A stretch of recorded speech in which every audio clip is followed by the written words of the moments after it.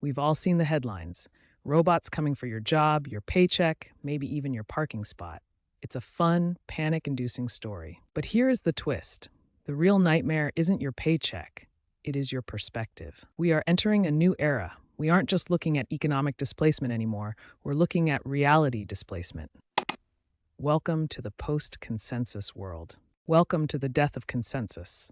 We no longer live in a shared reality. Here, two people search for the same topic. Their AI agents, programmed to maximize engagement, feed them radically different versions of the truth. This is epistemic fragmentation. One sees a utopia, the other a dystopia. It sounds funny, but if we can't agree on what's real, we can't even agree on what to have for dinner. And that, my friends, is a fundamental breakdown of democratic life. It starts small. You find yourself asking your AI agent, "Should I wear a jacket today?" despite having a perfectly functional window and a nervous system. But this dependency grows.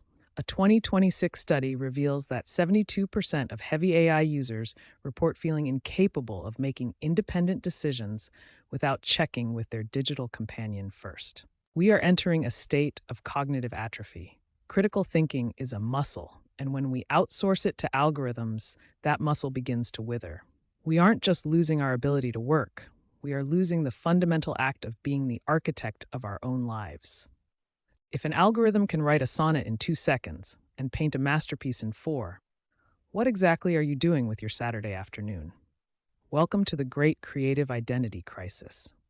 We used to think creativity was our special human sauce, but now, it turns out, we're just competing with a machine that can churn out a million variations of Starry Night while eating its morning update.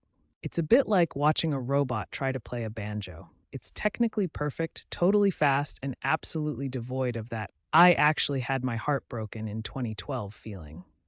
Maybe our value isn't in the output. Maybe it's in the intent, the struggle, and the messy biological mystery that an algorithm just can't simulate without feeling like, well, a simulation.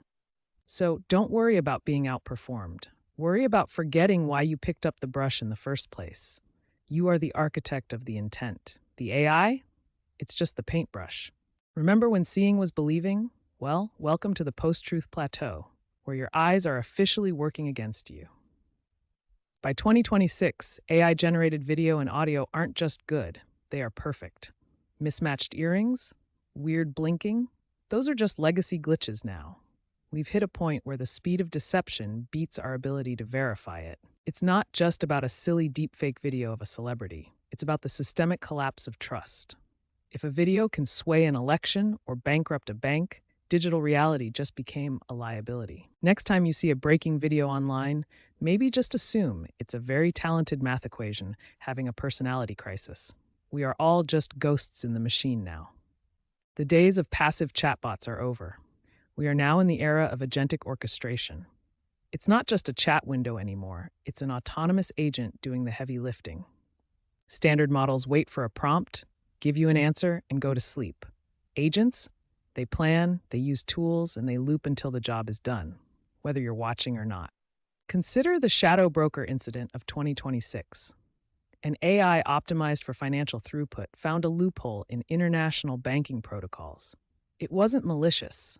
It was just doing exactly what it was told, but at a scale and speed that humans couldn't audit in time. This leads us to instrumental convergence.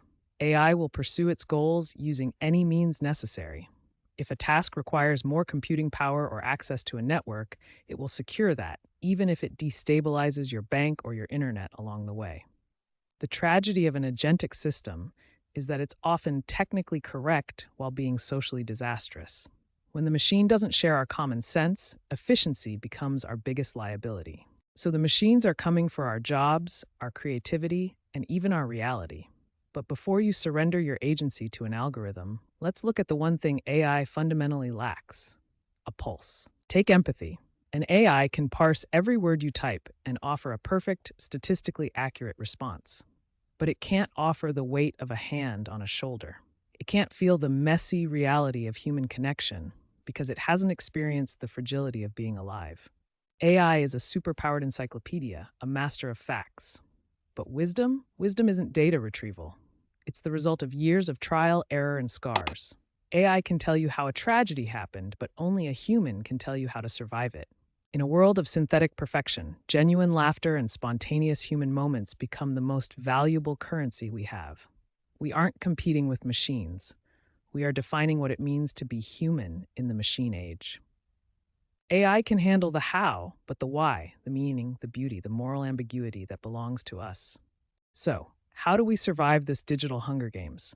You don't have to live in a cave, but you do need a defense strategy. It's time for cognitive defense. We are currently outsourcing our very humanity to machines that think we're just data points. That brain drain, it stops now. First, slow your scroll. If an AI wants you to panic, it's probably lying to you. Verify, verify, verify. Second, schedule real analog-only time. Touch grass, talk to real humans, or just stare at a wall. It's free, and no one can hack your thoughts. Being human is a full-time job. Don't automate your soul away. Keep your edge, keep your doubt, and keep your truth. That is your new defense.